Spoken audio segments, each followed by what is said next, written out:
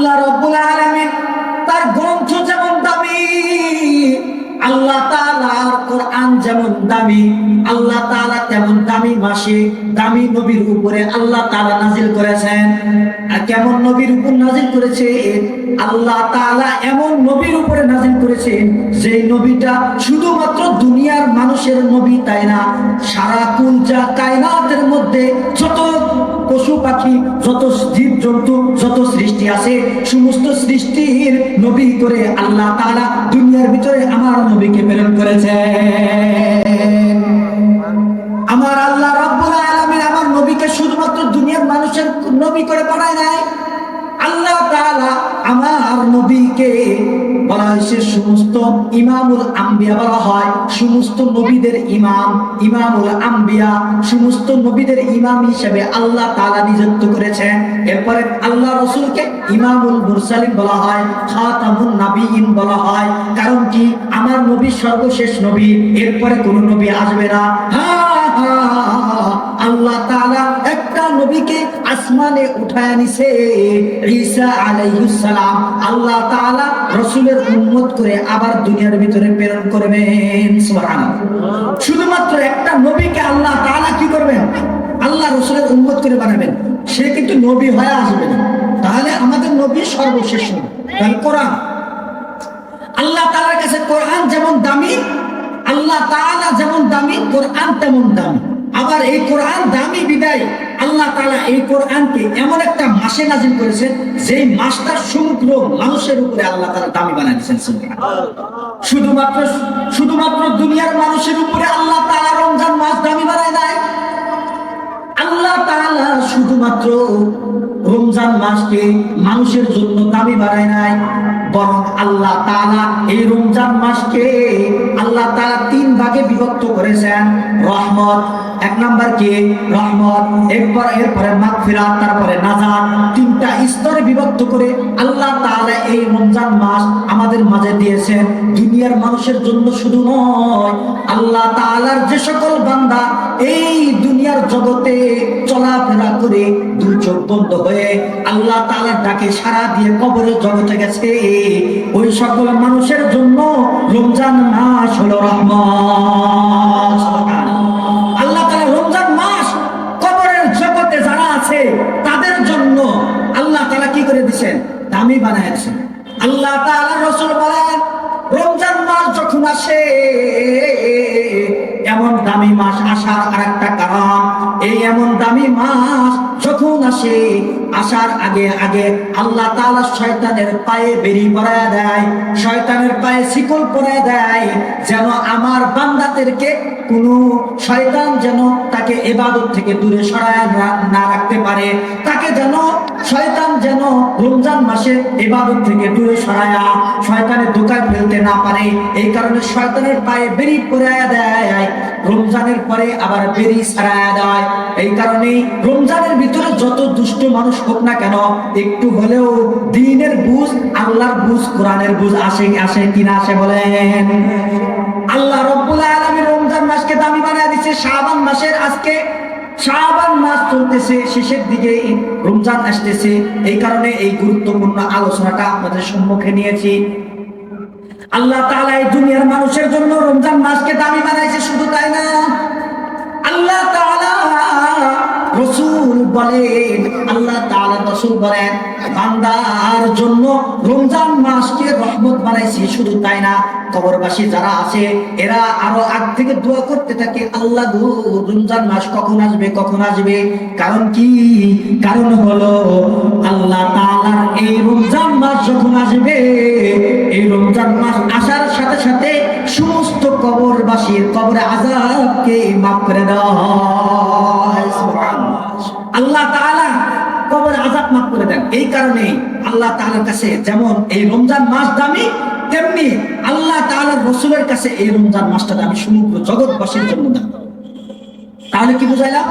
আল্লাহ তাআলা যেমন দামি, আল্লাহ তাআলার কোরআন তেমন দামি। আবার এই দামি কোরআন সরাসরি ভাবে দিতে তো পারে না, এই কারণে আল্লাহ তাআলা দামি মাসের ভিতরে নাযিল করে দেন। আল্লাহ তাআলা শবে কদরের রাত্রিতে আল্লাহ তাআলা কোরআন নাযিল করে দিলেন। সুবহানাল্লাহ। আল্লাহ রাসূলকে কোরআন নাযিল করে দিলেন শবে কদরের রাত্রির মধ্যে। আল্লাহ তাআলা রাসূল সাল্লাল্লাহু আলাইহি সাল্লামে কোরআন নাযিল করে দেওয়ার পরে আল্লাহ তাআলা রাসূলকে বলা হলো, রাসূল গো, আজকে আপনার পথ দেখায়া দিলাম, সিরাতুল মুস্তাকিমের পথ, যে পথ দিয়ে আপনি জান্নাতের ঠিকানা পাইবেন। সুবহানাল্লাহ বলেন। জান্নাতের ঠিকানা আপনার উম্মতরা পাবে, আপনি পাবেন, আপনার উম্মতরা পাবে, সেই ঠিকানা বলে দিলাম কোরআন নাযিলের মাধ্যমে। কি নাযিলের মাধ্যমে? কোরআন নাযিলের মাধ্যমে। আল্লাহ তাআলা কি করে দিলেন? কোরআন নাযিলের মাধ্যমে আল্লাহ রাসূলকে পথ দেখালেন, রাস্তা দেখায় দিলেন।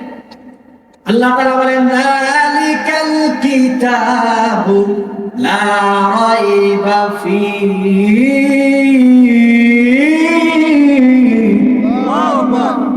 আল্লাহ তাআলা বলেন, আমার এমন একটি কিতাব। আপনারা সকলে জানেন যে আল্লাহ তাআলা সর্বপ্রথম কোরআনুল কারীমকে সংরক্ষিত করেছেন লৌহে মাহফুজে। লৌহে মাহফুজে সংরক্ষণ করে রেখেছেন।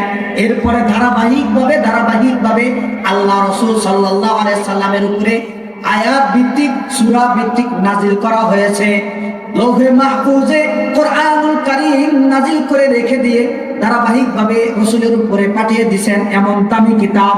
তো আল্লাহ তাআলার এমন দামি কিতাব, যে কিতাবটা আল্লাহ তাআলা ফেরেশতার মাধ্যমে কলমের মাধ্যমে লেখায় নূন ওয়াল কলামি ওয়া মা ইয়াসতুরুন। আল্লাহ তাআলা সূরাতুল কলাম নাযিল করে দিয়া বুঝায়া দেয়, বান্দা লৌহে মাহফুজে কোরআন কোত্থেকে আসলো, আর কোরআনের ভিতরে কি কি ঢোকানো হয়েছে। বলে কোরআনুল কারীম আল্লাহ তাআলা নাযিল করার আগে সবকিছু নাযিল করার আগে আল্লাহ তাআলা সর্বপ্রথম একটা কলম বানাইছেন। কি বানাইছেন বাবা? আল্লাহ তাআলা একটা কলম বানাইছেন, কলম। এই কলমটা আমাদের সাধারণ কলম না, আমার আপনার কাছে যে কলম আছে সেই কলম না, বরং আল্লাহ তাআলার কাছে এই কলমটা যেমন দামি, আল্লাহ তাআলা যেমন দামি, কলমটাও তেমন দামি। কারণ এই কলম তো আমাদের দুনিয়ার মানুষের মতো বই পুস্তক লিখবে না, কবিতা লিখবে না, গান লিখবে না। আমাদের মতো তো এই কলমটা আমাদের মতো ছন্দ লিখবে না, আমাদের মতো মেসেজ লিখবে না, বরং এই কলমটা হলো এমন একটা কলম, যেই কলমটা কালামুল্লাহ লিখবে, আল্লাহর কথা লিখবে। সুবহানাল্লাহ। আল্লাহ তাআলা সূরাতুল কলাম নাযিল করে এর ভিতরে বলে দেয়, সূরাতুল কলাম একটা কলম নাযিল করেছে, যে কলমটা আশ্চর্যজনক কলম, যে কলমকে বলা হয় যে এই কলম তুই লেখ। কলম বলে উত্তু, আল্লাহ আমি কি লিখবো? আল্লাহ তাআলাকে আবার উল্টা প্রশ্ন করে, আল্লাহ কি লিখবো? আল্লাহ তাআলা বলে, কয়টা আসমান হবে লিখে ফেলো। সুবহানাল্লাহ বলেন। কয়টা আসমান হবে তুমি লিখে ফেলো। এরপরে কলম বলা হয় কতগুলো মানুষ দুনিয়ার ভিতরে প্রেরিত হবে, সৃষ্টি হবে, সমস্ত মানুষের ভাগ্য লিখে ফেলো। কতজন মানুষ হবে সমস্ত মানুষকে লিখে ফেলো। কতজন মানুষ হবে, পৃথিবীর কয়টা হবে, পৃথিবীর আসমান কয়টা হবে, জমিন কয়টা হবে, পাহাড় কয়টা হবে, মানুষ কোন জায়গায় গিয়ে কোন রিজিকের ব্যবস্থা হবে, কার রিজিকে কতটুকু আছে, কে কতটুকু হায়াত পাবে, কে কতটুকু হায়াত পাবে না, সব কিছু কলম তুমি লেখো। বলা হয়েছে মানুষেরা সমগ্র জগতের ফেরেশতা থেকে নিয়ে শুরু করে সবকিছু লেখাও শেষ, কলমের কালিও শেষ হয়ে গিয়েছে। আমরা পড়ি রাসূলের মাধ্যমে আমরা যে কিতাবটা পেয়েছি, সেই কিতাবটা হলো কালামুল্লাহ। সেই কিতাবটা কি? কালামুল্লাহ। কালাম অর্থ কথা, আল্লাহর কথা। কিতাবটা কি? আল্লাহর কথা। কিতাবটার ভিতরে কার কথা? আল্লাহর কথা। আল্লাহর কথা আল্লাহ তাআলা নাযিল করে মানুষের মাঝে পৌঁছায় দিতেছেন। এই কারণেই বলা হয়েছে যে কোন মানুষ যদি আল্লাহ তাআলার কোরআন তেলাওয়াত করে, সে কোরআন তেলাওয়াত করে শুধু তাই না, বরং সে আল্লাহ তাআলার সাথে সরাসরি কথা বলে। সুবহানাল্লাহ। এটা হলো কালামুল্লাহ। আর কালামুল্লাহর মর্যাদা আছে একটা। কি মর্যাদা? আপনারা সকলে জানেন যে কালামুল্লাহর মর্যাদাটা কেমন, সামান্যতম উদাহরণ দিলে আপনারা বুঝবেন। যে দুনিয়ার ভিতরে যে কিতাব আল্লাহ তাআলার কোরআন, এই কোরআনের সাথে স্পর্শ লেগে থাকে। কোরআনুল কারীম ঢেকে রাখার জন্য আমরা জুলতান ব্যবহার করি। অনেকে এটাকে অন্যান্য নাম বলতে পারে, কাপড় দিয়ে পেঁচিয়ে রাখা হয় যে জুলতান। একটা কাপড় দিয়ে আমরা কি করি, কোরআনকে ঢেকে রাখি, কভার, কোরআনের কভার। তো এই কভার যদি শুধুমাত্র কভারের সাথে আল্লাহ তাআলার কোরআনের অক্ষর নাই, কিছু নাই, কিন্তু শুধু কভার, এই কভারটাও যদি মাঠে ময়দানে কোথাও যদি পড়ে থাকে, ওটা যদি কোনো মুসলমান ব্যক্তির নজরে পড়ে বা তার সাথে টাচ লেগে যায়, তো সেটা উঠায় আসে, সম্মান করে, সে চুমো খায়। কারণ কি, এটার সংস্পর্শটা কোরআনের সাথে। কোরআনটা কেমন দামি হলে যে তার কভার, তার জুলতান কাপড় পরে থাকার কারণে মানুষ কোরআন সরাসরি সম্মান তো দূরের কথা, কাপড়টা তো তাড়াতাড়ি করে সম্মান করে। কারণ কি, কোরআনের সাথে লেগে থাকার। তো সামান্যত কোরআনের কাপড়টাকে মানুষ এত মূল্যায়ন করে, তাহলে কোরআনের কেমন মূল্য এবং কোরআনের ভিতরে যে কথাগুলো আছে সে আল্লাহ তাআলার কত দাম, আল্লাহ তাআলার কত দাম।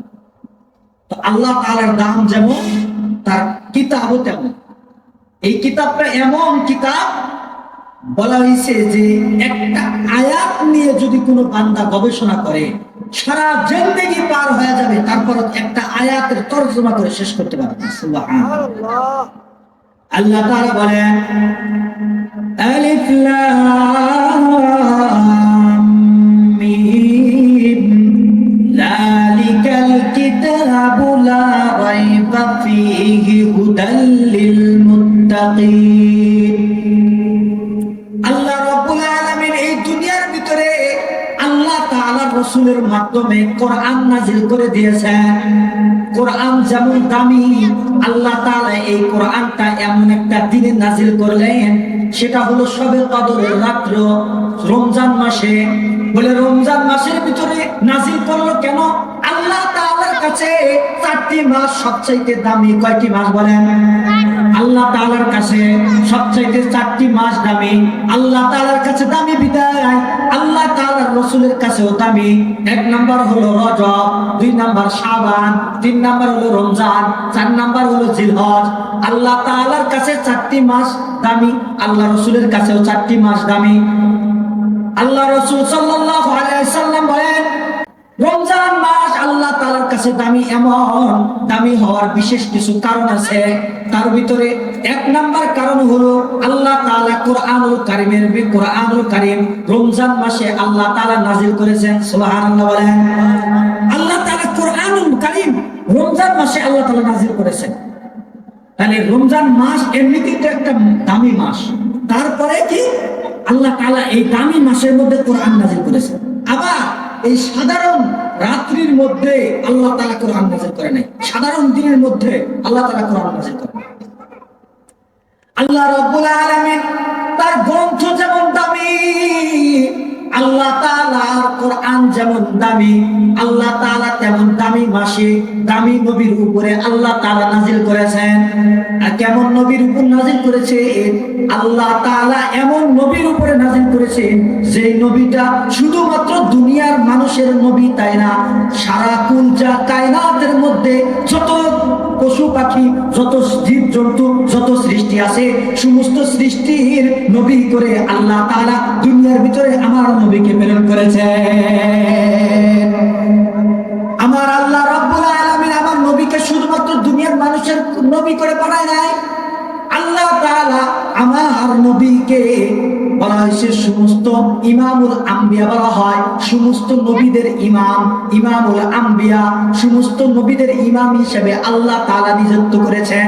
এরপরে আল্লাহ রাসূলকে ইমামুল মুরসালিন বলা হয়, খাতামুন নাবিয়িন বলা হয়। কারণ কি, আমার নবী সর্বশেষ নবী, এরপরে কোন নবী আসবে না। আল্লাহ তাআলা একটা নবীকে আসমানে উঠায় নিছে ঈসা আলাইহিস সালাম আল্লাহ তাআলা রাসূলের উম্মত করে আবার দুনিয়ার ভিতরে প্রেরণ করবেন। সুবহানাল্লাহ। শুধুমাত্র একটা নবীকে আল্লাহ তাআলা কি করবেন? আল্লাহ রাসূলের উম্মত করে বানাবেন। সে কিন্তু নবী হয়ে আসবে না, তাহলে আমাদের নবী সর্বশেষ নবী।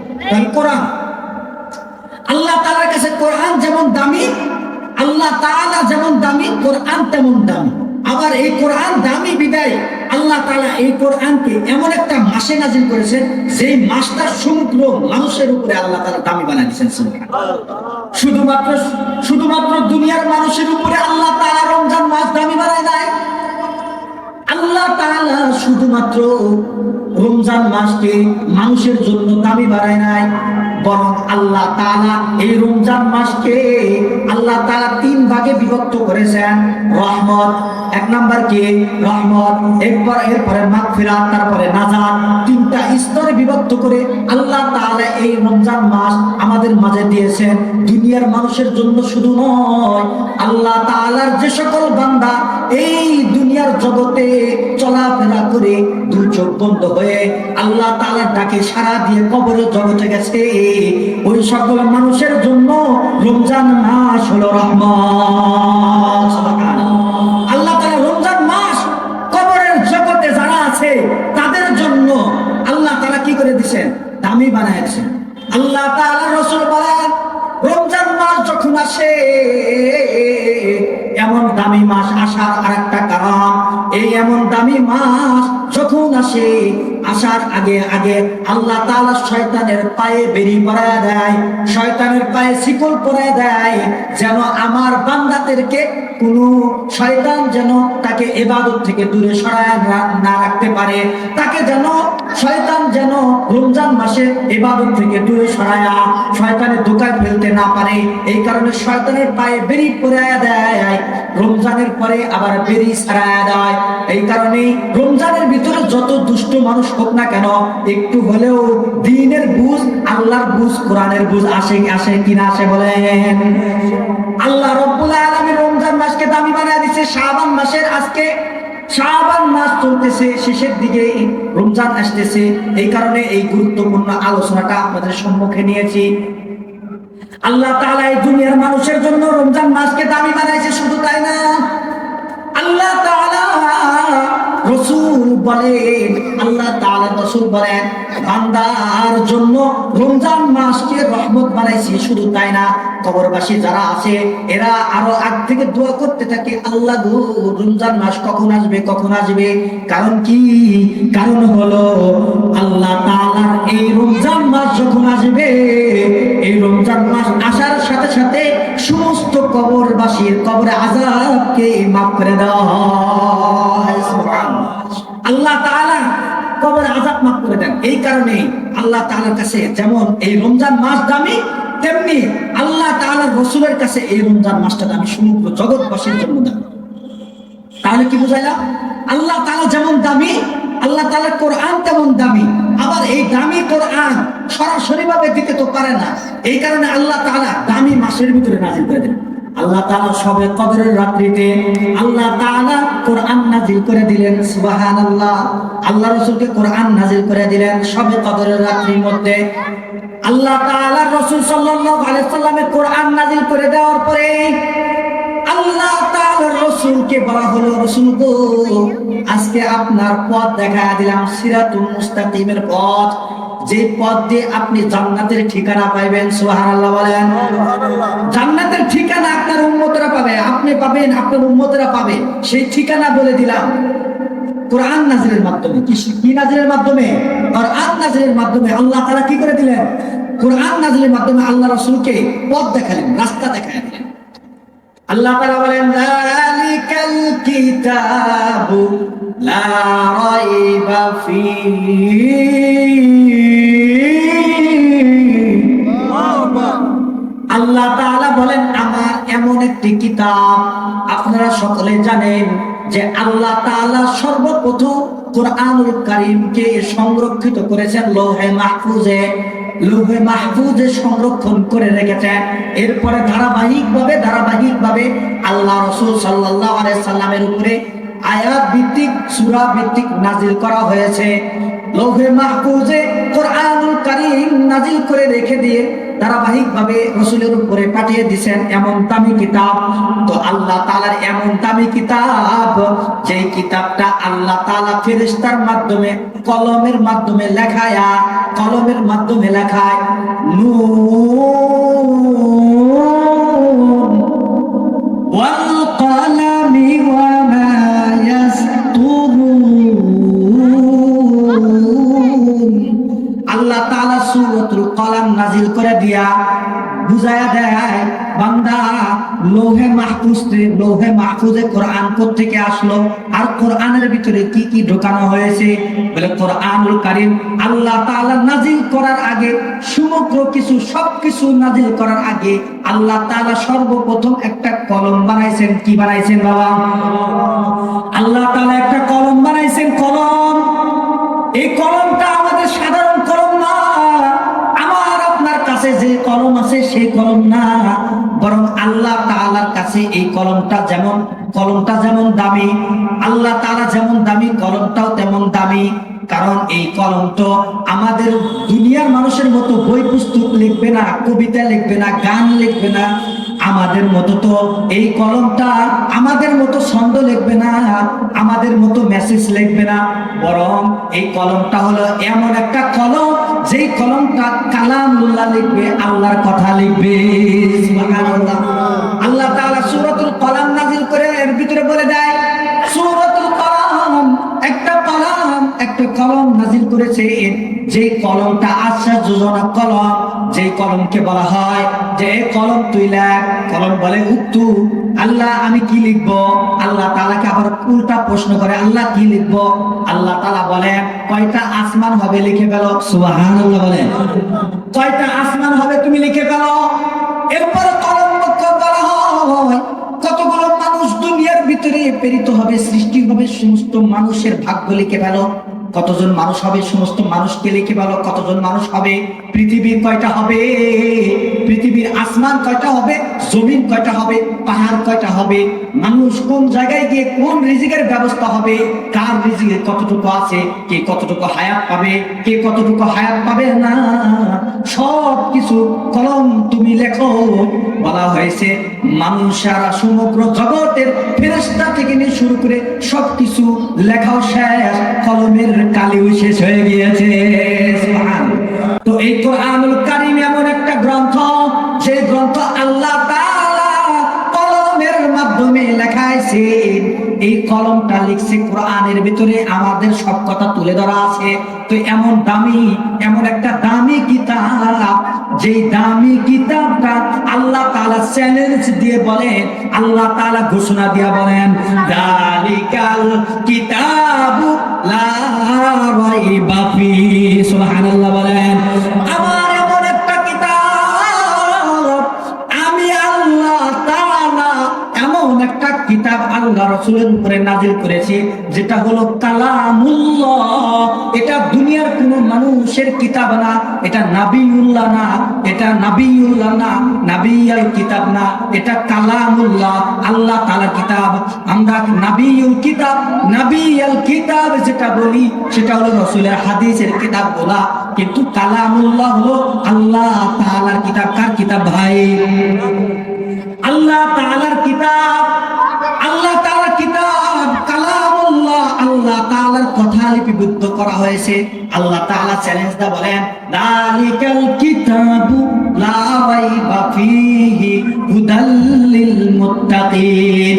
এমন একটা কিতাব নাযিল করেছি, যেই কিতাবের ভিতরে কোনো সন্দেহ নাই। সুবহানাল্লাহ।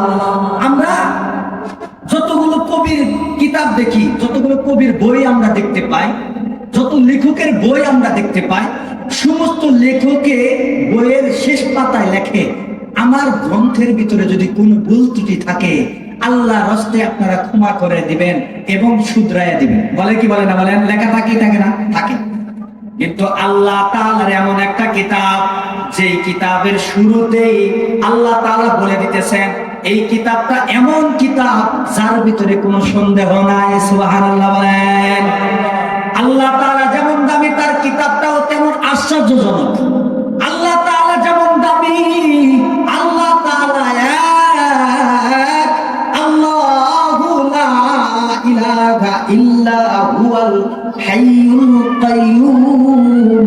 আল্লাহ তাআলা যেমন তার কোনো শরীক নাই। কুলহু ওয়াল্লাহু আহাদ আল্লাহুস সামাদ লাম ইয়ালিদ ওয়া লাম ইউলাদ ওয়া লাম ইয়াকুল লাহু কুফুয়ান আহাদ। আল্লাহ এক, আল্লাহর কোনো শরীক নাই, তার পুত্র নাই, তার কোনো সন্তান নাই, তিনি একমাত্র একক, তিনি একক, একমাত্র এক আল্লাহ। সেই আল্লাহ বলতেছেন যালিকাল কিতাবু লা রাইবা ফীহি, আমি এমন একটা কিতাব নাযিল করেছি আমার নবীর উপরে, আমার হাবিবের উপরে, যে কিতাবের মধ্যে কোনো সন্দেহ নাই। সুবহানাল্লাহ। আল্লাহ তাআলা যেমন আশ্চর্যজনক, আল্লাহ তাআলা এক, আল্লাহ তাআলার কিতাব তেমন দামি। এরপরে আল্লাহ তাআলা বলেন হুদাল্লিল মুত্তাকিন।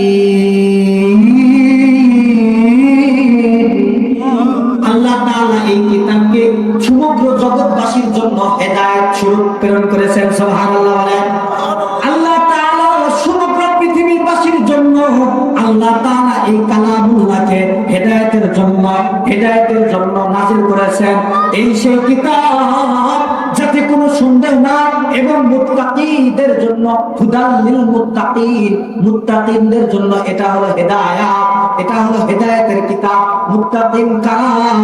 মুত্তাকি হলো তারা যারা আল্লাহর কোরআনকে মানে, আল্লাহ রাসূলকে মানে, এবং আল্লাহ রাসূলকে মেনে আল্লাহ তাআলার সন্তুষ্টি অর্জন করে, আল্লাহ তাআলার দেখানো পথে চলে জীবন যাপন করে মৃত্যুবরণ করে, তারাই হলো মুত্তাকিন। সুবহানাল্লাহ বলেন। তারা হলো কি? মুত্তাকিন। এই জন্য মুত্তাকিনদের জন্য হেদায়েত। তাহলে মুত্তাকিনদের সাথী হওয়ার দরকার আছে না নাই বলেন? এরপর আল্লাহ আল্লাযীনা ইউমিনুনা বিল গায়বি ওয়া ইউকিমুনাস সালাত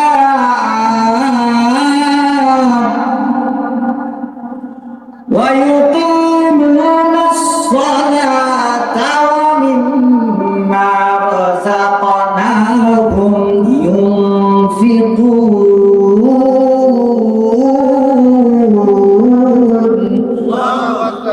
আল্লাহ তাআলা বলেন আল্লাযীনা ইউমিনুনা বিল গায়ব, যারা অদৃশ্য ঈমান রাখে। অদৃশ্য ঈমান কিভাবে বলেন তো? আল্লাহকে আমরা দেখতে পারি, আল্লাহকে দেখতে পারি না, তাহলে অদৃশ্য ঈমান কি ঈমান না? বলেন। আল্লাহ তাআলাকে আমরা দেখতে পারি না, না দেখে আমরা ঈমান আনছি, কি আনছি না? বলেন। রাসূল সাল্লাল্লাহু আলাইহি সাল্লামকে যারা সেই যুগে জন্ম নিয়েছেন তারা রাসূলকে দেখেছেন, আমরা তো এখন দেখি না। দেখছি? দেখি না। কিন্তু রাসূল যে ছিলেন এই ঈমান আমরা রাখি কি রাখি না? যারা এই ঈমান রাখবে না তারা কাফের হয়, তারা মুসলমান থাকবে না, তারা কাফের হয়। ঈমান রাখতে হবে যে আল্লাহ এক, এবং আমাদের নবী হযরতে মুহাম্মদুর রাসূলুল্লাহ সাল্লাল্লাহু আলাইহি ওয়াসাল্লাম আমাদের সর্বশেষ নবী। এই ঈমান যদি না থাকে, এই যে আমরা না দেখে এই বিশ্বাস স্থাপন করলাম, এটা হলো অদৃশ্য ঈমান। এজন্য আল্লাহ তাআলা বলেন যারা অদৃশ্য ঈমান রাখে, যারা অদৃশ্য ঈমান রাখে, এরপরে কি বলেন? আল্লাযীনা ইউমিনুনা বিল গায়বি ওয়া ইউকিমুনাস সালাত।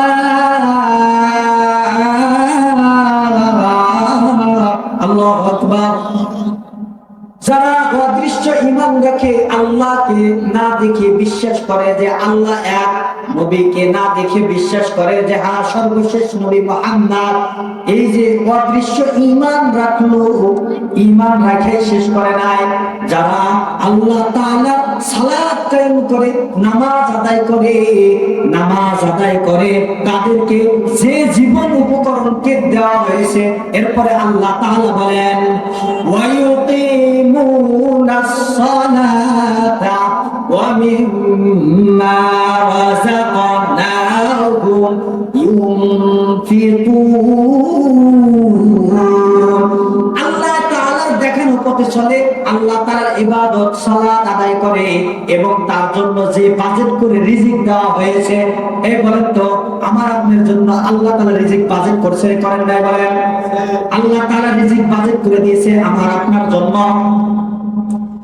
আমরা জানি দুনিয়ার ভিতরে যদি আল্লাহ তাআলা রিজিক বাজেট না করতেন তাহলে আল্লাহর পথে পথিক যারা আল্লাহ তাআলার উপরে ঈমান আনে যারা তারাই শুধুমাত্র সফল কাম হইতো, তারাই শুধুমাত্র ঈমান রাখতো, তারাই শুধুমাত্র রিজিক পাইতো।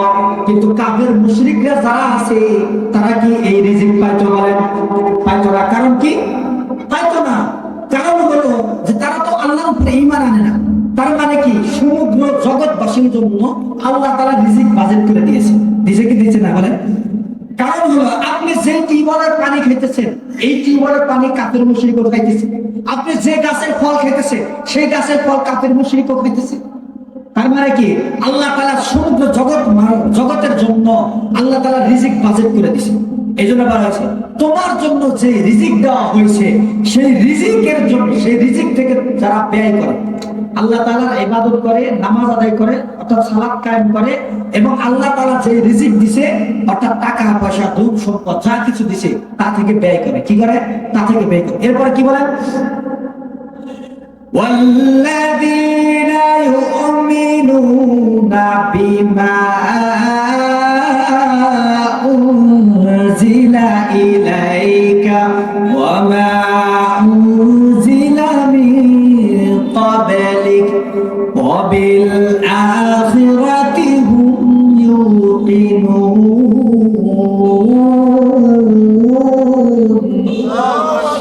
আল্লাহ রাব্বুল আলামিন বলেন তোমার প্রতি যা নাজিল হয়েছে, তোমার প্রতি যা নাজিল করা হয়েছে, তোমার পূর্বে যা নাজিল করা হয়েছিল, ঈমান আনয়ন করেছো, আখিরাতের উপরে বিশ্বাস স্থাপন করেছো, আগের মানুষদের উপরে যা নাজিল করা হয়েছে তোমার উপরে তাই নাজিল করা হয়েছে। আগের মানুষদেরকে যে রিজিক দেওয়া হয়েছে তোমাকেও সেই রিজিক দিয়ে বাস্তবায়ন করে তোমাকে কি করা হয়েছে? লালন পালন করা হইতেছে। আগের মানুষরা যেরকম আখিরাতের উপর বিশ্বাস স্থাপন করেছে তোমরাও তো আখিরাতের উপর বিশ্বাস স্থাপন করো।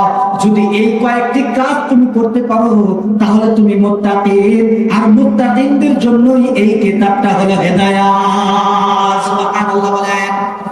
আল্লাহ তাআলা এই কিতাবটাকে এই কারণে হেদায়েত দিয়েছেন যে কার জন্য তাহলে হেদায়েত? বুঝছেন তাহলে কার জন্য হেদায়েত? এক নাম্বার কি বললো? যে সালাত কায়েম করো। কি করো? সালাত কায়েম করো।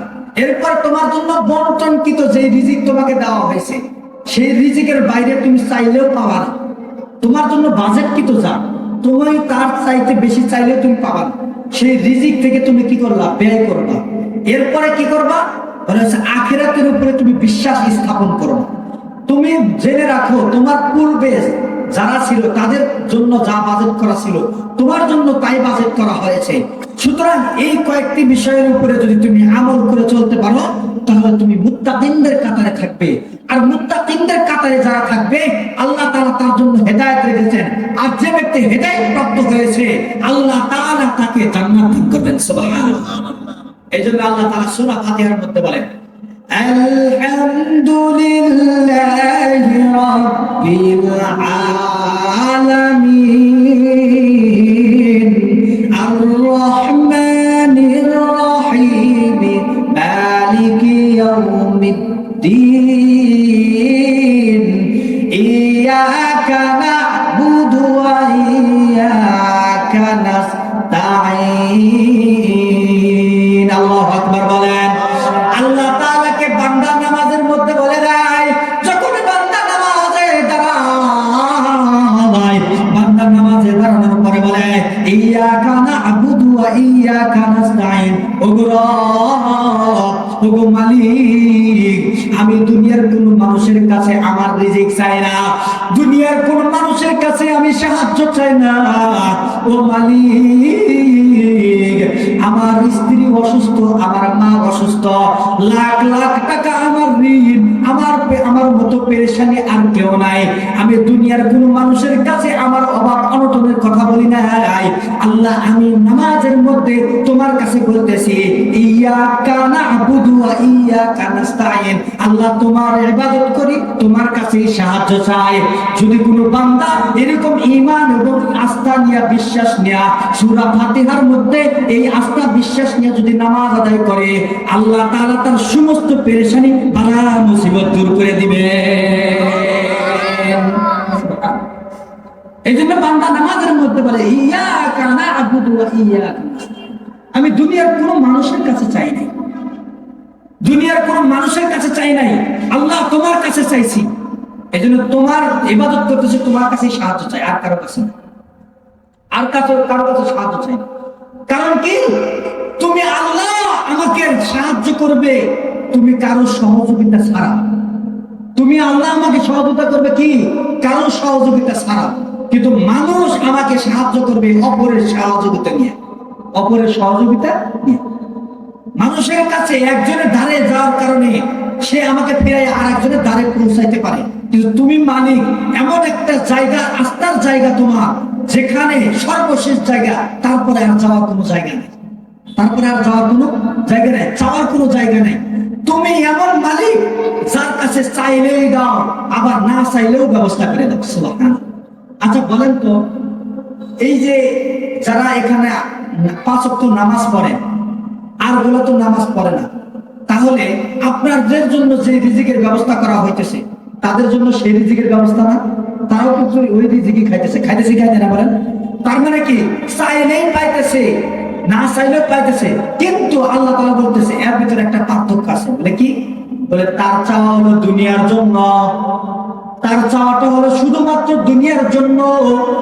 আর যে ব্যক্তি নামাজের মধ্যে চায়, তার শুধু দুনিয়ার চাওয়া পূরণ আমি আল্লাহ তাআলা করি না, বরং আখিরাতের যত চাওয়া পাওয়া আছে সমস্ত চাওয়া পাওয়া তাকে বন্টন করে দেয়। সমস্ত চাওয়া পাওয়া আল্লাহ তাআলা বন্টন করে দেয়। এজন্য বান্দা যখন আল্লাহ তাআলার কাছে সাহায্য চায়, আল্লাহ তাআলা তার সাহায্য তার দিকে আগায় আসে।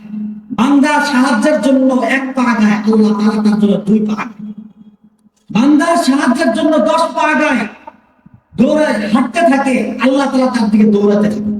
আল্লাহ তাআলা সূরা ফাতিহার মধ্যে বলেন, বান্দা যদি নামাজের মধ্যে এই কথাটা বলে আলহামদুলিল্লাহি রাব্বিল আলামিন, যে সমস্ত প্রশংসার মালিক তুমি আল্লাহ, আল্লাহ তোমার প্রশংসা করতেছি, তুমি ছাড়া এই পৃথিবীর মধ্যে আর কেউ নাই।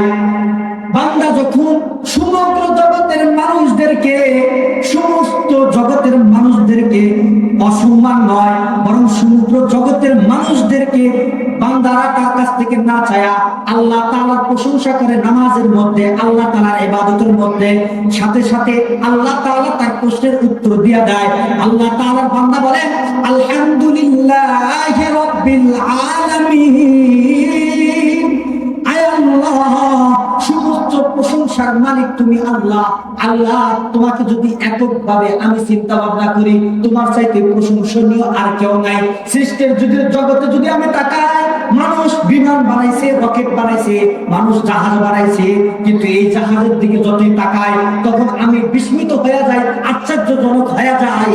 মানুষের ব্রেনে যদি জাহাজ এত সুন্দর হতে পারে, তাহলে যে ব্রেনটা আল্লাহ তাআলা বানায়া দিল, সেই মহান রবটা তাহলে কত সুন্দর হবে। সুবহানাল্লাহ। এই জন্য আল্লাহ গো, দুনিয়ার মানুষের কোন প্রশংসা করি না, আমি বান্দা তোমার প্রশংসা করি দুনিয়ার কোন মানুষের কাছে শুধু না, বরং আমি নামাজের মধ্যে সর্বশ্রেষ্ঠ ইবাদত, নামাজের মধ্যে তোমার প্রশংসা করি। সুবহানাল্লাহ। বান্দা নামাজের মধ্যে কি প্রশংসা করে ভাই? বান্দা নামাজের মধ্যে বলে আলহামদুলিল্লাহি রাব্বিল আলামিন। সুবহান 2 রাকাত নামাজ আদায় করে আমার দিকে তাকাও, আমার কাছে চাও, আমি আল্লাহ তাআলা তোমার সমস্ত চাওয়া পাওয়া পূর্ণ করিয়া দিব। সুবহানাল্লাহ বলেন। এই জন্যই তো আল্লাহ তাআলার দয়া মায়া মানুষকে কেমন দিয়েছেন, নবীর দ্বারা আমরা প্রমাণ পাই। আল্লাহ রসুলের ঘটনা আমরা জানি। আল্লাহ রসুল সাল্লাল্লাহু আলাইহি ওয়াসাল্লাম অধিক পরিমাণ অভাব অনটনের মধ্য দিয়া ইহুদির কাছে কাজের জন্য আবেদন জানায়, ও ভাই আমাকে একটু কাজ দাও, আমাকে একটু কাজ দাও। বলে কেন? বলে আমার কাজ, আমাকে দিয়ে কাজ করাও, তুমি যা বিনিময় দিবে এই বিনিময় দিয়ে আমার ফাতেমা রাদিয়াল্লাহু তাআলা আনহার খাবার জোগাবো, হাসান হুসাইনের খাবার জোগাবো, আমার পরিবারের খাবার জোগাবো, আমাকে একটু কাজ দাও। ইহুদি বলে না না, আমার কাজের লোক আছে, তোমাকে লাগবে না। এরপরেও বলে না ভাই, একটু যদি হেল্প করা যায়, সাহায্য করা যায়, সহযোগিতা করা যায়, আপনাকে আপনি একটু সহযোগিতা করুন, আপনার বিনিময় দ্বারা আমি আমার পরিবারের খাবার জোগাবো। ইহুদি বলে না না, বারবার আবেদন করার কারণে ইহুদি বলে আচ্ছা ঠিক আছে, তোমাকে কাজ দেওয়া হলো। এরপরে কাজ নিলেন, কুয়ার ভিতর থেকে আমার নবী পানি উঠায়, আমার নবী বালতি দিয়া পানি উঠায়, পানি উঠাইতে উঠাইতে হঠাৎ করে বালতি ছিঁড়ে গিয়ে কুয়ার ভিতরে পড়ে যায়। এই খবরটা যখন ইহুদির কানে গেল, ইহুদি দৌড়ায় আসলেন, ইহুদি দৌড়ায় আসলো, আসার পরে আল্লাহ রসুলকে চর মেরে দিলেন, গালের উপরে একটা চর মেরে দিলেন। আল্লাহ রসুল সাল্লাল্লাহু আলাইহি ওয়াসাল্লাম এক বিন্দু পরিমাণ কষ্ট না পায়া ইহুদির হাতটা ধরে মালিশ করে দিলেন আর বললেন, ভাই আমার ভুল হয়ে যদি থাকে আমাকে তুমি ক্ষমা করিয়া দাও। সুবহানাল্লাহ বলেন। এমন একজন দয়া মায়ার নবী, আল্লাহ তাআলার দয়াকে ভাগ করার পরে এক ভাগকে ভাগ করে আল্লাহ তাআলা এক ভাগ দয়া আল্লাহ তাআলা সমগ্র জগতের মধ্যে নবীদেরকে এবং সমস্ত মা জাতি, সমস্ত বাবা জাতি, সমস্ত ভাই জাতি, সমগ্র ভাই জাতিদেরকে আল্লাহ তাআলা দিয়েছেন। তাই আল্লাহ রাসূল সাল্লাল্লাহু আলাইহি ওয়াসাল্লাম এই দয়াতে রাগ না করে তার হাতটা মালিশ করে দিলেন। আল্লাহ রাসূল সাল্লাল্লাহু আলাইহি ওয়াসাল্লাম সেখান থেকে মন খারাপ করে বাড়িতে চলে গেলেন। মসজিদে নববীর ভিতরে যায় আল্লাহ তাআলার সিজদায় পড়ে নামাজ আদায় করে আল্লাহ তাআলার কাছে পানা চায়, মালিক গো আমি তোমার রিজিকের জন্য রিজিকের তালাশে বের হয়েছিলাম, আল্লাহ আমার রিজিকের ব্যবস্থা হয় নাই, বরং তো আমার এক ভাইয়ের ক্ষতি করে ফেলেছি, আল্লাহ তুমি আমার রিজিকের ব্যবস্থা করে দাও। বলেন তো চাইছে কার কাছে? আল্লাহ তাআলার কাছে চাইছে। সাথে সাথে আল্লাহ তাআলার আরশ মহল্লা কেঁপে উঠেছে। ইহুদি সেই যে চর মেরেছে, চর মারার পরে তার হাতে এমন যন্ত্রণা শুরু হয়ে গেছে, বলা হয়েছে যন্ত্রণার কারণে হাতটা পর্যন্ত কেটে ফেলেছে। কেটে ফেলার পরেও তার যন্ত্রণা শেষ হয় না।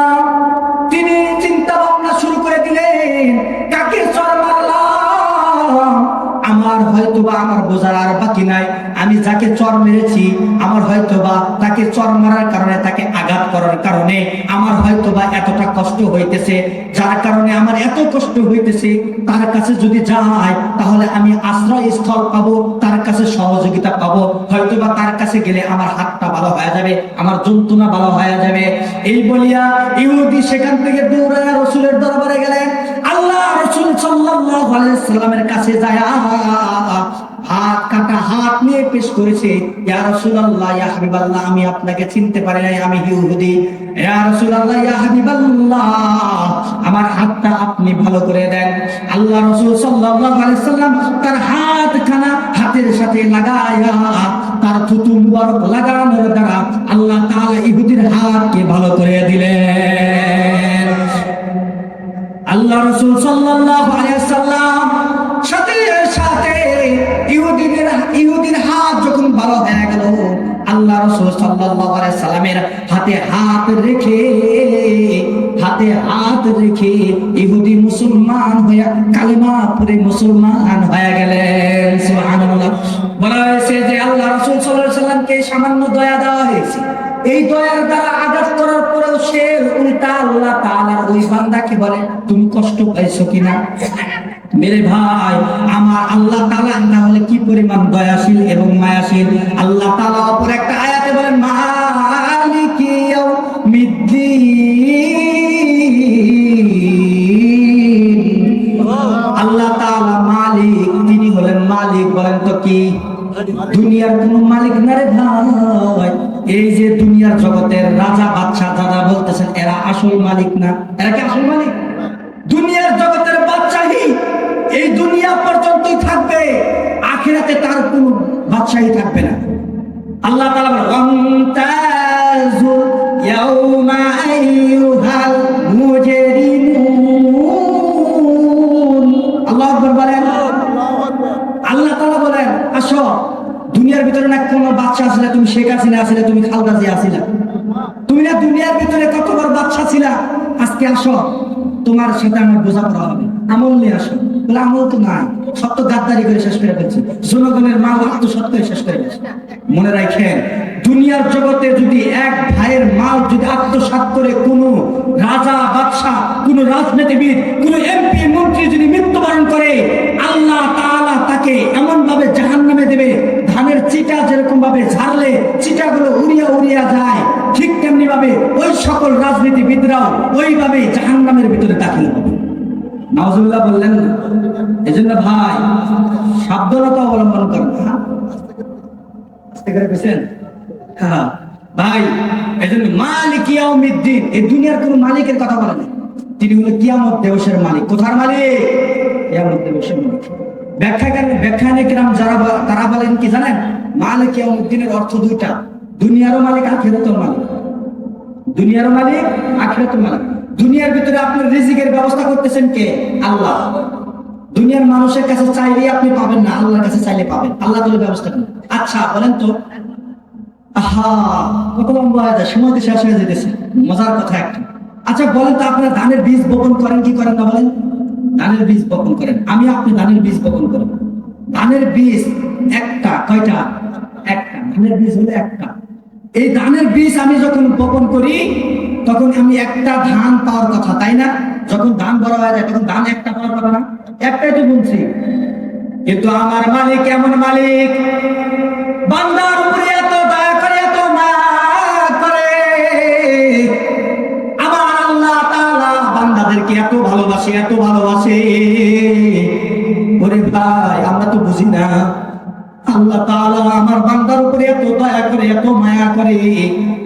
আল্লাহ তাআলার বান্দা যখন ধানের বীজ বপন করে, আল্লাহ তাআলা বলেন, হে বান্দা, আমি চাইলে তোর জন্য ওই একটাই বাজেট করে রাখতে পারতাম, কিন্তু না রে বান্দা, না। তুমি যখন ধান বপন করেছো, ধানটা বড় হওয়া পর্যন্ত আমি পাহাড়ে জারি করেছি। সুবহানাল্লাহ বলেন। আচ্ছা বলেন তো, আপনি যখন ধানে বীজ দেন, বীজ দিতে গিয়া হঠাৎ করে বেশি করে যেতে পারে না? পারে না? যাইতে পারে। বা আল্লাহ, এটা তো আল্লাহর পক্ষ থেকেই পরে যে আপনার ধান নষ্ট হয়ে গেল, আপনি কিছু করার আছে? কিন্তু আল্লাহ তাআলা এমন পাহারাদারি করলেন, এমন পাহারাদারি করলেন, ওই ধানটাকে আপনার সমস্ত সব দিকে সজাগ রেখা সুন্দরভাবে কি করালেন, সেই ধানটারে কি করালেন, যত্ন করাইলেন, ধানের গাছটাকে যত্ন করাইলেন, নিড়ানি ঠিক মতো দেওয়াইলেন, পরিষ্কার পরিচ্ছন্নতার কাজ করলেন, কখন বিষ লাগবে বিষ দিলেন, সার লাগলে সার দিলেন, সবকিছু দেওয়াইলেন, আপনার দিয়ে আল্লাহ তাআলা দেওয়াইলেন। তারপরে আল্লাহ তাআলা একটা ধানের পরিবর্তে আল্লাহ তাআলা একটা ধান দেয় নাই, আল্লাহ তাআলা হাজার হাজার হাজার হাজার ধান দিয়া আল্লাহ তাআলা আপনার রিজিকের ব্যবস্থা করে দিলেন। সুবহানাল্লাহ বলেন। আচ্ছা বলেন তো, একটা ধান আসতে আর একটা ধান আর এক সিজন থেকে আরেক সিজন পর্যন্ত 3 মাস, 3 মাস 4 মাস লাগে কি লাগে না? এই 4 মাস পর্যন্ত যদি আপনার একটা ধানের থেকে যদি 1000টা ধান না আসতো, আপনি ওই পর্যন্ত চলে যেতে পারতেন? আল্লাহ তাআলা এমন মালিক, যে মালিকটা দুনিয়া রিজিকের ব্যবস্থা করে, আখিরাতের ব্যবস্থাও করে। বলেন তো, আখিরাতের জান্নাতের মালিক কে? আল্লাহ। দুনিয়ার মালিক কে? এই জমিনের মালিক কে? আসমানের মালিক কে?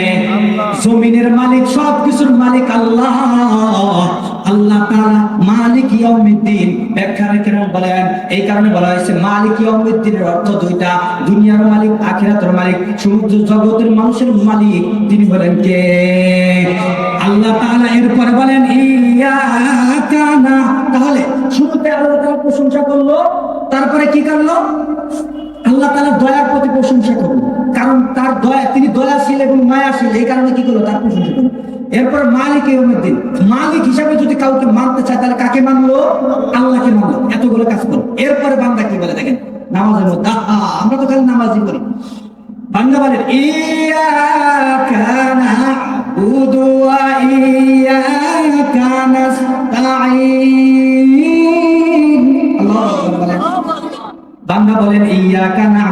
ইয়াকা নাস্তাইন। আল্লাহ এই পর্যন্ত তোমার প্রশংসা করেছে, তোমার দয়ার প্রতি প্রশংসা করেছে। ইয়াকা না'বুদু ওয়া ইয়াকা নাস্তাইন, তুমি এমন মালিক যিনি দুনিয়ারও মালিক আখিরাতেরও মালিক। এমন মালিকের কাছে আমার একটা চাওয়া, আল্লাহ ওই মালিকের ইবাদত করি এবং তুমি মালিকের কাছে আমি সাহায্য চাই। সুবহানাল্লাহ বলেন। তাহলে সাহায্য চাইলো মালিকের কাছে, যে মালিকের প্রশংসা করি। সুবহানাল্লাহ। নামাজের মধ্যে এতগুলো কথা আমরা কেউ জানি না। এতগুলো কথা আমার রবের সাথে কথা বলে, কার সাথে? ইয়াকা না'বুদু ওয়া ইয়াকা নাস্তাঈন। আল্লাহ তোমার কাছে সাহায্য চাই, তোমারই ইবাদত করি, তোমার কাছেই সাহায্য চাই। দুনিয়ার কোন রাজা বাদশা ভণ্ড পীরের দরবারে আমি চাই না, বরং আল্লাহ তুমি ওই ভণ্ডেরও মালিক, তুমি আমার মালিক, আমার বাবার মালিক, আমার মার মালিক, সমস্ত কিছুর মালিক। দুনিয়ার কেউ আমার মালিক হতে পারে না, ওই মালিক তুমি মালিকের কাছে আমি সাহায্য চাই, আর কারোর কাছে না। সুবহানাল্লাহ। তাহলে আল্লাহ তাআলার কাছে ছাড়া অন্য কারোর কাছে চাওয়া যাবে? এরপর বলেন ইহদিনাস সিরাতাল মুস্তাকিম। আল্লাহু আকবার বলেন।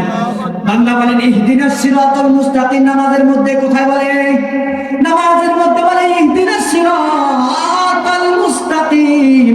আল্লাহ এমন পথে পরিচালিত করো যে পথে চললে তোমার জান্নাত পর্যন্ত আমার ঠিকানা হবে। সুবহানাল্লাহ বলেন। এমন একটা পথ দেখাও, সরল সহজ পথ, এমন একটা সরল সহজ পথ দেখাও যে পথের মাধ্যমে আকাবিরগণ, নবীগণ, সাহাবায়ে কেরামগণ, অন্যান্য নবীগণ এবং আদম আলাইহিস সালাম থেকে নিয়ে যত সৃষ্টি নবী আছে সমস্ত উম্মতগণ চলেছে, সেই পথে আমাকে চালাও এবং তাদের সাথে জান্নাত দান করে দাও। সুবহানাল্লাহ বলেন। বলেন তো সিরাতুল মুস্তাকিমের পথে যদি কোনো বান্দা না চলে, সেই ব্যক্তিটা পথগামী, পথভ্রষ্ট হবে কি হবে না? বলেন। যদি সিরাতুল মুস্তাকিমের পথে যদি না চলে, তাহলে সে পথভ্রষ্ট হয়ে যাবে। কি হবে? পথভ্রষ্ট হয়ে যাবে। এই জন্য ভাই, সময় তো স্বল্প, কথা আমার বিশাল বড় কথা, অনেক অনেক কথা আসতেছে। আজকে কাদের নিয়ে বসছি, মায়া লিখতেছে। আল্লাহ তাআলার দেখানো পথে আমাকে চলতে হবে। আচ্ছা বলেন তো বাবা, আপনার সন্তানকে আপনি বললেন যে বাবা তুমি সাগর দিঘি বাজারে যাইবা, তুমি যদি এই কাশু মার্কেট হয়ে যে রাস্তাটা গেছে এই রাস্তাতে তুমি যদি যাও, তাহলে তোমাকে বাঘও ধরবো না, কোনো পশু পাখি তোমাকে ধরবে না, তারপরে কোনো ডাকাতও তোমাকে ধরবে না। কিন্তু যদি তুমি ওই ফটিয়া মারি, তারপরে হলো ওই দিক হয়ে আগুনের বাদ হয়ে ওই দিক দিয়ে যদি ঘুরে যাও, ওটা হলো জঙ্গলের রাস্তা। কিসের রাস্তা? জঙ্গলের রাস্তা। এমন জঙ্গল, সেখানে বাঘ ভাল্লুক সবকিছু আছে, তোমাকে যে কোনো সময় খেয়ে ফেলতে পারে। তো তুমি যদি ওই পথে চলো, তাহলে তোমার কি নাই? তোমার ওই পথে চললে তোমার জীবন ফিরে আসবে, এই বিশ্বাস নেই। এই জন্য তুমি এই পথ করো। এখন যদি সন্তান যদি বাবার সাথে গায়রামি কইরা সে যদি এই সরল সহজ পথ, এই পথ না দেখে ওই পথ দিয়ে চলে যায়, বলেন তো সেই ব্যক্তিটা সহজে বুঝতে পারবে সাগর দিকে, নাকি সে পথগামী হবে, পথভ্রষ্ট হবে? পথভ্রষ্ট হবে। তাকে সে আক্রান্ত হতে পারে, অসুস্থ হতে পারে কি পারে না? বলে। এই জন্য বলে সহজ পথে যদি চলতে চায় তাহলে সাগর দিকে। এখন তো দায়ী তিনি বাবা হবে না তিনি নিজে? দায়ী সে নিজে হবে না বাবা হবে? বাবা হবে না নিজে হবে? নিজে। কারণ কি? বাবার কথা মতো সে চলে না। আল্লাহ তাআলা বলেন ইয়াকা না'বুদু ওয়া ইয়াকা নাস্তাঈন ইহদিনাস সিরাতাল মুস্তাকিম। সরল সহজ পথ, যে পথের দিকে যদি চলো, যে পথের দিকে যদি তুমি চলো, তাহলে সরল সহজ পথে তুমি জান্নাত পাবে। আর যদি তুমি আল্লাহকে সরল সহজ আল্লাহর দেখানো পথে যদি তুমি না চলো, তাহলে তুমি পথভ্রষ্ট হয়ে যাবা, তুমি জাহান্নামী হয়ে যাবা। এরপরে বলে সিরাতাল লাযিনা আন'আমতা আলাইহিম গায়রিল মাগদুবি আলাইহিম ওয়ালাদ-দাল্লিন। বান্দা বলে আল্লাহ গো, আমাকে এমন পথে চালাও, এমন পথে চালাও যারা সিরাতুল মুস্তাকিমের পথে থেকেছে, তাদের পথে চালাও না যারা কি হয়েছে, পথভ্রষ্ট হয়ে গেছে, গোমরাহ হয়ে গেছে, তাদের পথে পরিচালিত করিও না। সুবহানাল্লাহ বলেন। তাহলে আমরা নামাজের মধ্যে আমরা কি চাইবো? সাহায্য কি চাইবো? যে আল্লাহ সরল সহজ পথে চালাও, যে পথে আকাবিররা চলছে ওই পথে চালায় আমাকে জান্নাত দেখাও। কোথায় ঠিকানা? আমার জান্নাত ঠিকানা। ঠিকানা কোথায় হবে? জান্নাত। আল্লাহ তাআলা আমাদেরকে সিরাতুল মুস্তাকিমের পথে চলে আল্লাহ তাআলা জান্নাত পাওয়ার তৌফিক দান করুন। আমিন।